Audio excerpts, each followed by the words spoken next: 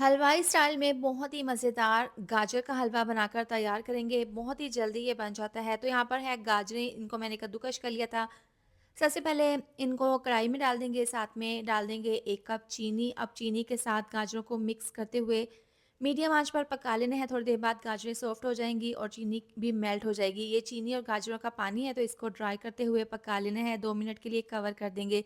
अब दूसरे बर्तन में 1 लीटर दूध डालकर, इलायची डालकर इसको पकने के लिए रखेंगे ताकि ये अच्छे से गाढ़ा हो जाए। चीनी और गाजर का पानी ड्राई हो गया है, गाजर यहाँ पर सॉफ्ट हो गई हैं। 2 बड़े चम्मच देसी घी डाल देंगे, इससे शाइन और जायका आएगा गाजर के हलवे में। तो यहाँ पर दूध पक कर गाढ़ा हो गया है, अच्छी खासी इसके ऊपर मलाई आ गई है। तो तमाम दूध इसके अंदर डालकर इसको पकाएँगे। बार-बार आपने इसके अंदर चम्मच को चलाते हुए पकाना है। 18 से 20 मिनट हो गए हैं। इसमें दूध ड्राई हो गया है, अच्छे से हलवे को भून लेंगे। इसके बाद अपनी पसंद से ड्राई फ्रूट्स की गार्निश कर लें। मज़ेदार हलवाई स्टाइल में गाजर का हलवा तैयार है।